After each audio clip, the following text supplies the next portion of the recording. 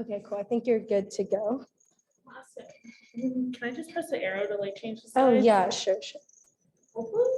Yeah, you should be able to press it. I can also do it for you, so. Oh, I got it. Yeah. Okay. Hi, everyone. So, my name is Sage. Thank you so much for introducing me. And today, we're gonna talk about a few different things. So, the first thing we're gonna cover is what is DEI and what is the DEI Student Advisory Board. Next, we're gonna do a website tour of a project that the advisory board worked on last semester. We're also going to go over the Broadening Participation in Computing Plan, which is something that was created by the Department of Computer Science. Next, we're going to go into ways that you can be inclusive in your everyday life, and then we're going to wrap up with kind of how to navigate some tricky situations in computer science.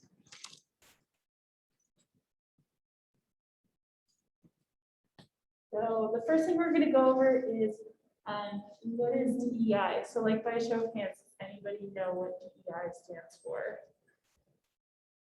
I didn't either. It's totally fine. I'm not raising my hand. It's kind of a new term, so. It's new, so it's being used a lot, kind of in the workplace right now to talk about this. So if you could go to the next slide, it stands for diversity, equity, and inclusion.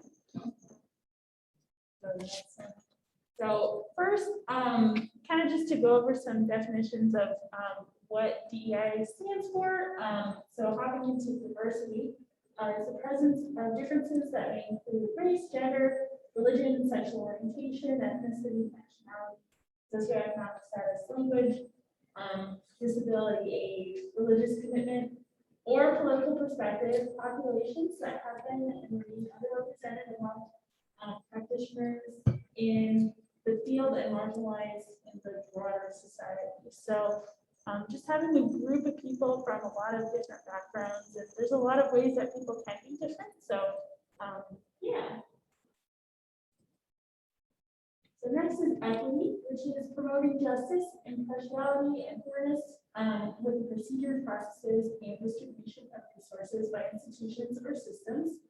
Tackling equity issues requires an understanding of the root causes of outcome of disparities within our society. So it's one thing to like make things, I guess, the same for everyone, but not everyone is coming from like the same backgrounds or the same abilities. And so it's kind of like doing the playing field for everyone. And the last one is inclusion, which is an outcome to ensure those that are diverse to actually feel and or are welcomed. Inclusion outcomes are met when you, your institution, and the program are truly inviting to all, to the degree to which diverse individuals are able to participate fully in the decision-making processes and development opportunities within the organization or group. So diversity, equity, and inclusion all kind of go hand in hand. And it's really important to focus on all three of these conversations. Yeah, next slide. Kind of going into the DEI Student Advisory Board. The Computer Science Department recently kind of has been getting a lot more involved in promoting DEI. And so from that, they wanted a student perspective on some of the work that they're doing. So I formed this group of students who are all involved in TS in various different ways. And so the group of students is supposed to provide kind of like advising to what the department is doing, and then also do some of our own projects. So like this semester, I think we're going to be organizing a social event for people in the computer science department.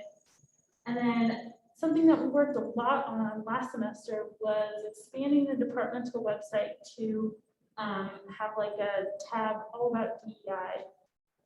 So go to the next slide. Yep. And then I'm going to give a website tour. I don't know if this is going to work. Yeah, we can try. We will try our best. Okay. So, you can navigate it from here. Okay, cool. So, oh, this is weird. Okay, so here's the homepage. of the part of the website that we worked on. So it has a vision statement and a lot of different resources on the front. And then on the side, there are lots of different tabs to find out information. So this is the how can I be helped portion. So it starts off with giving information about if you've experienced or witnessed discrimination. So you can always contact the DEI committee, reach out to the dean of students. There's an ethics and compliance hotline and also a Title IX report. These are all like really good resources, and sometimes it's scary to like reach out for help with something, or if you've like seen something happen, it's like really scary to kind of take a step towards addressing that. But like I personally like gone through one of these routes and it was really helpful. So those are there if needed. Also, we have a lot of different communities to be part of. So Wix is obviously one of them, which is a great place for women in computer science to get together. But there are also a few that are in the computer science department. There are a few that are, there's many that are related to just like STEM in general. So we have some right here for different groups of people. And so just lots of different resources. We Have also you guys heard of these clubs before? Oh, on yeah. campus? Or, yeah, okay. Yeah, Yeah, I think some of them are at the career fair, but they're all really great resources. And just like more ways to get involved as well. and then we have some health and wellness resources, and also additional academic support, which is related specifically to computer science. So if you guys see anything that's like missing on this page, feel free to let me know and I can totally add it. So then we have this part of the website, which is ways for people to kind of help promote DEI. So we have some information about like how to be a good ally, just general education, volunteer and outreach activities, and then some faculty specific resources to help create inclusive learning environments. And I'll also point out, so Wix is also like, we work directly with the DEI board, the CS DEI board as well. We actually just met with Josh, who's the chair of the DEI board, a couple of days ago. So even you can also use us as a resource for DEI. I mean, that's what we're here for as well. We're here for support. So yeah. Yeah. Oh, and I guess I'll talk about it on the contact page actually. Okay, so here's the roadmap. This is actually part of the website that isn't like super developed yet. And so right now we're working on like creating very specific goals and timelines for the goals to hold everybody accountable. So this is kind of a part of the website to look forward to in the future.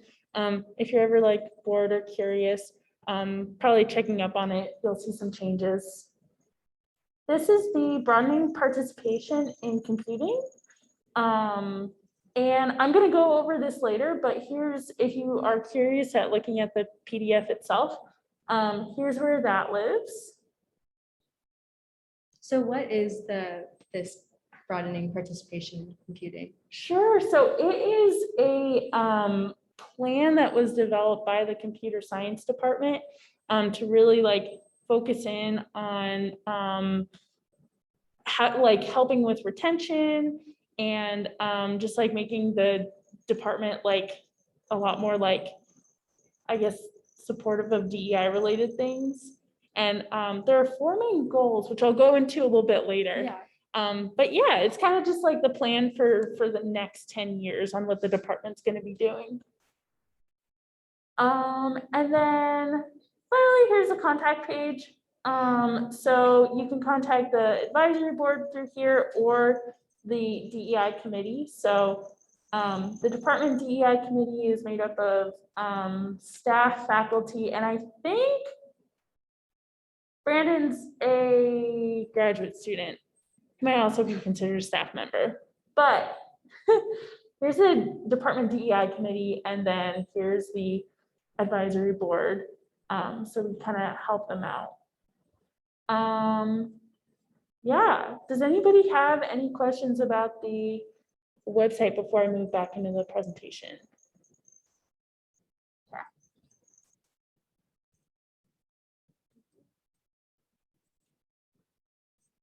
I do not know how to make it full screen. I think if you just click. Oh, there you go. Okay, cool. So now I'm gonna be like focusing back in on the broadening participation in competing plan. So the PDF kind of starts out with laying out what the current departmental state is. So here's the information that's listed at the top. I think that the most glaring part of it is the amount of women in the program. So the UA undergrad population is 53.5% women, but the computer science department population is only 16.7%, which kind of is unacceptable. That sounds like something from the 50s, right?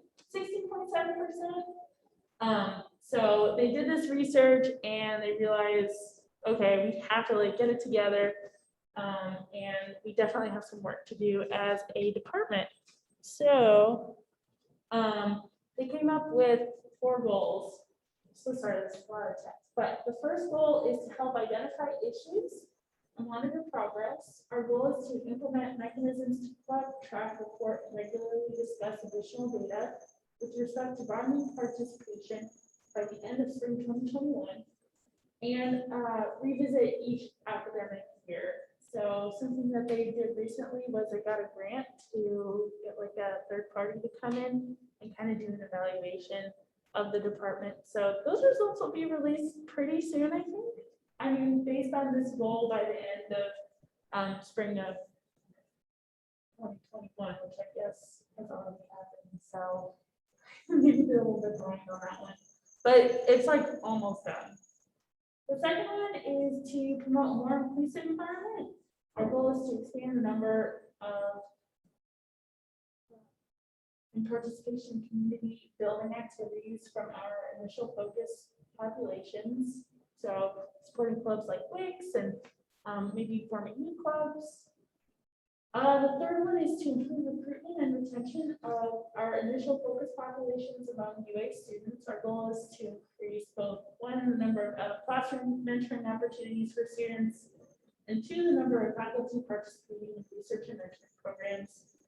And the fourth goal is to improve our local recruitment pipeline to better reflect state demographics. Our goal is to increase the number of students and faculty who participate in CS-specific K-12 outreach programs at local schools. So that's kind of the end of talking about the departmental stuff and the DEI advisory board. Before I hop into kind of a different topic, does anybody have any questions or comments? Yeah. So wait, is the DEI, is that a university part? So the stuff that I'm talking about today is just for the computer science department. I know that there are university-wide things and then College of Science-wide things, but the I guess computer science specific stuff just started up in 2020. So yeah. Yeah, so this is all pretty new, but it's pretty exciting because it shows that the CS department wants to kind of make that change and be more inclusive. So yeah. I'm surprised. So Yeah, me too. Right. they just started what last? Yeah, so it started in I came up with the website idea in fall of 2020, and then spring of 2021 is when everything kind of got implemented. So yeah, brand new. And then I think in 2020 it was earlier in the fall that the faculty kind of got together and formed their group. So yeah, there's a lot of room for kind of growth and to make this a part of the department. So I'm totally gonna like do a plug here. If anybody's interested in being on the DEI Student Advisory Board, it's really low time commitment. And it's super new, so there's a lot of ways to kind of like leave your mark on the CS department and get involved. So yeah. Cool, any more questions? Okay. So I'm gonna go into 7 ways to be more inclusive in your everyday life. Do you want to click on, should we click on the article or? Oh, I just put the article in Okay. as like, this is a like article that I'm going off of. So if anybody like wants to look at it, or yeah, I have like links throughout the whole presentation too. So if you guys are curious, you can click on it. But so the first tip is mindful communication. So listen more and talk carefully. So some ways of doing this is to avoid using gender-specific words. Don't make assumptions about how somebody identifies. Also, not interrupting or over-talking people and avoiding assertive language. So instead of maybe like saying something like, this is absolutely how it is, like, I'm not gonna listen to anybody else's opinion. Maybe you could say, like, phrase things and like, in my opinion, I think this, or in my past experience, like, this is how things have been. Also, not dismissing or disrespecting other people's contributions. So if somebody says something, maybe you don't agree with it, instead of being like, oh, but like, that's stupid. You'd be like, you know, like, I see where you're coming from, but maybe we could do this, or so just recognizing that people are like trying their best. And yeah, and then the last one is avoiding weird facial reactions. So This can be a hard one. yeah. I mean, face masks kind of help, but like if somebody says something that you like don't agree with or you think is weird, like just try to avoid making like a weird face so that they're not like self-conscious or anything. So yeah, just being like mindful of how you're communicating with other people and making others feel. Yeah, next one. So number 2 is to challenge stereotypes. So everybody has unconscious biases. It's just something that everybody has, and to kind of check yourself on that is really helpful. So maybe when you're meeting somebody new or you're in a situation, kind of just taking like 1 second and reflecting on like, am I behaving a little differently based on like a bias that I might have, or something that I've heard. So yeah, that's the second one.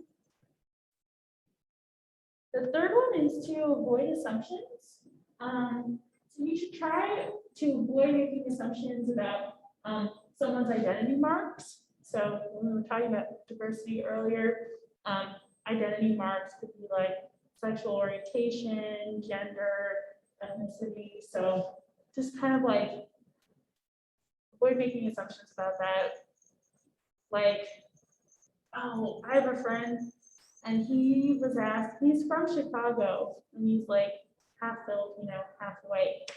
And people go up to him and they say, where are you people from? Like, oh my gosh, that's so bad. He's like from Chicago. And they're like, no, where are your people from? Like, it's like, do not do that. But yeah. Also challenge immediate association, so that kind of goes in line with this area. Also, don't assume someone's as equally as healthy as you, or have the same abilities as you. There are lots of people who have like invisible illnesses, or so just kind of like don't project your own reality onto other people, and kind of check in if everybody's like okay with doing something. And then the last one is don't assume that somebody knows something already. I've been in lots of situations like this where a person in a meeting is like, all right, as everybody already knows, and I'm like sitting in the meeting like, oh my gosh, I have never heard of this before. I have no idea what's going on. So don't assume that people already know stuff. It's better to just kind of check in.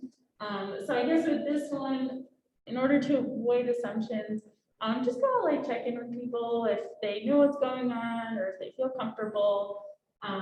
Yeah. So the fourth one is to ask yourself and others questions. So I'm not going to go through all these questions. They're just examples. But to kind of like pause and take a step back and be like, am I doing this in a way that is like appropriate and helping other people? And yeah, it's really like helping to kind of take a step back and reflect on yourself too. To just like continue to work towards, I guess like communicating in a inclusive way. So yeah, these are some good questions to kind of consider. So the fifth one is to be aware of your privilege. So the definition of privilege is a right, license, or exemption or liability granted as a special benefit, advantage, or favor. And privileges generally are not created as at a personal level, rather they're products of the artificial divisions that are perpetuated by the structures, systems, and institutions that exist in our world.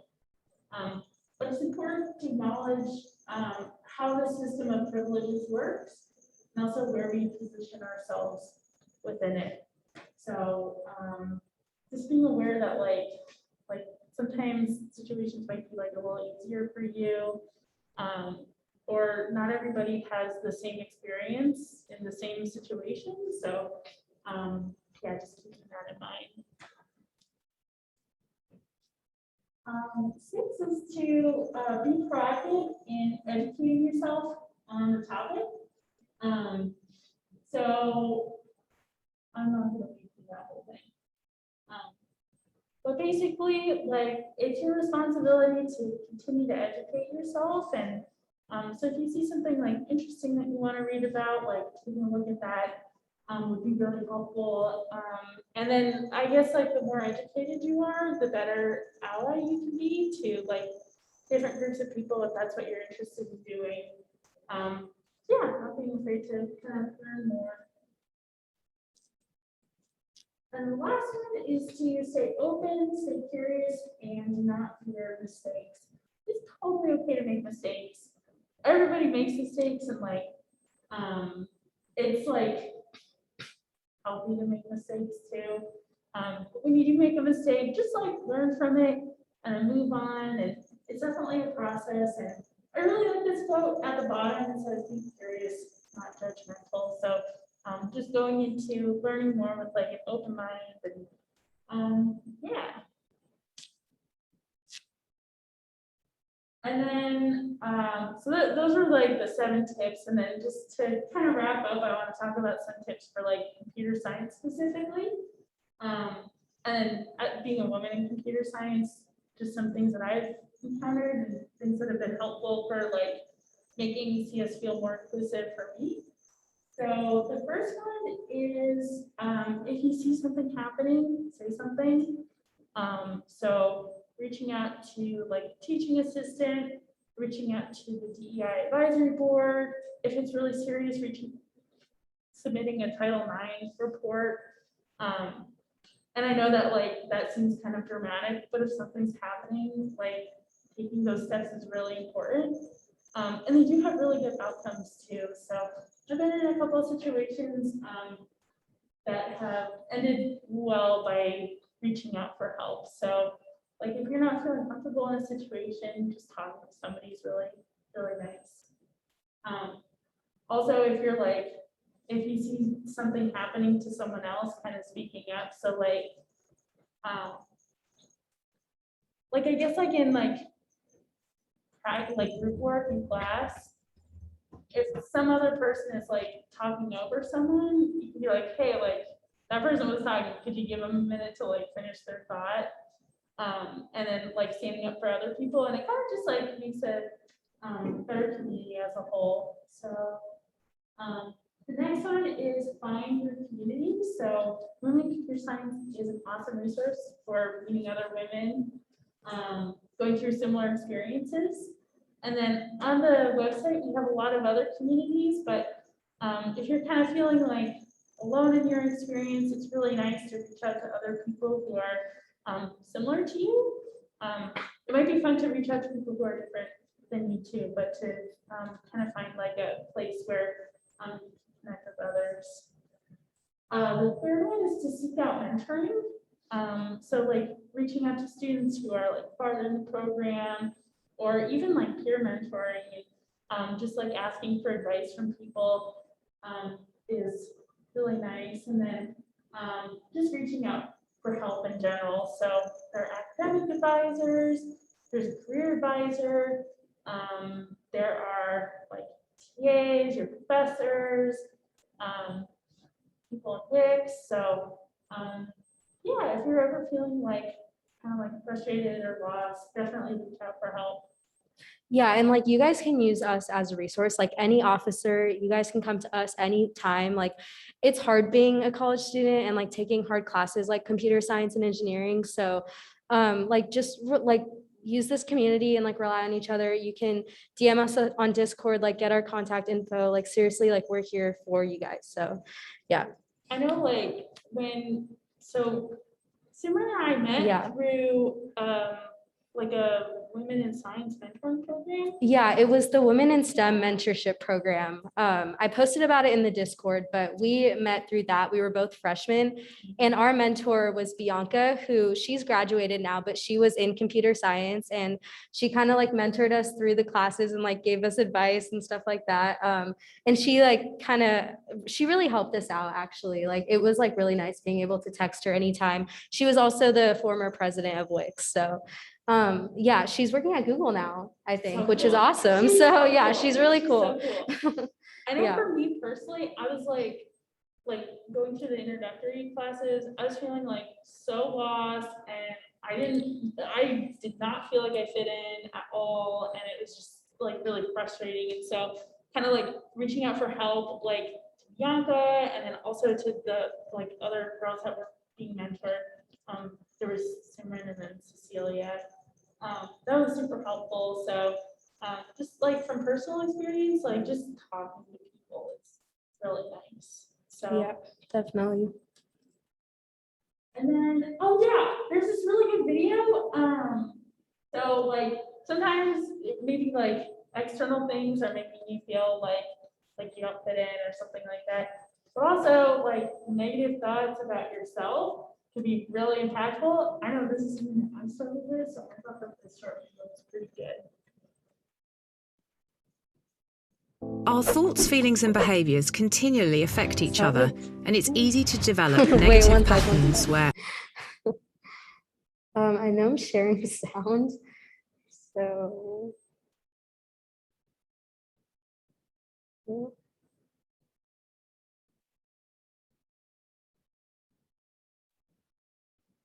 Unhelpful thoughts lead to unhelpful feelings and actions. Sometimes this can become a vicious cycle.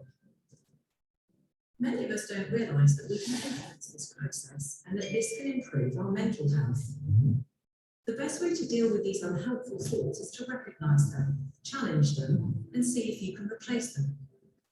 Some people call this the catch it, check it, change it approach. With practice, this can help us look at perceived problems from a different perspective. For example, you might be worried about an important task you have to do at work, convinced it will go wrong and everyone will think you're a failure. Rather than immediately accepting this thought and feeling even worse, take a moment to catch it and check it. Ask yourself whether there's good evidence for it or if there are other explanations. Try thinking about what you would say to a friend who's thinking this way. Finally, see if you can change the thought for a more positive one. Maybe, I'm prepared, I've put a lot of work in, and I'm going to do my best. Sometimes you will be able to change the thought to a positive one, but don't worry when at other times you can't. There are no right or wrong answers. It's about learning to think more flexibly and be more in control. By catching the thought, checking it, and seeing if you can change it, with practice, you can help break the negative cycle.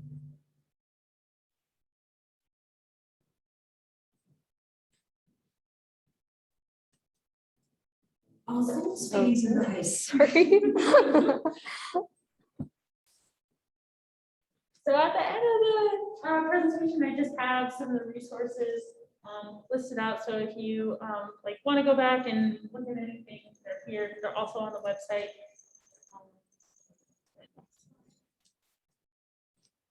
And then just to wrap up, here's some contact information. So the top one is for that faculty and staff group in the computer science department, the DEI committee. The second one is the advisory board. So if you fill out the Google form, we'll email about it, and that's how you can contact us. And then on the bottom is just the general contact page on the website that I showed you guys. Yeah. So for the form, is it for like?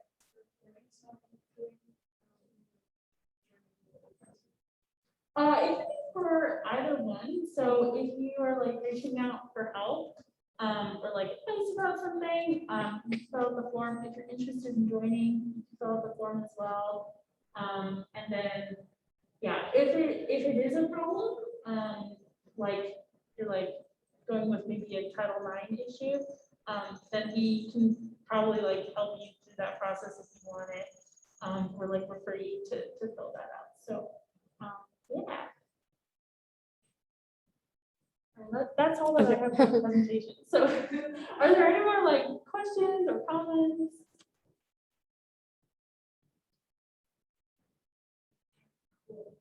All right, cool. Well, thank you so much, Sage.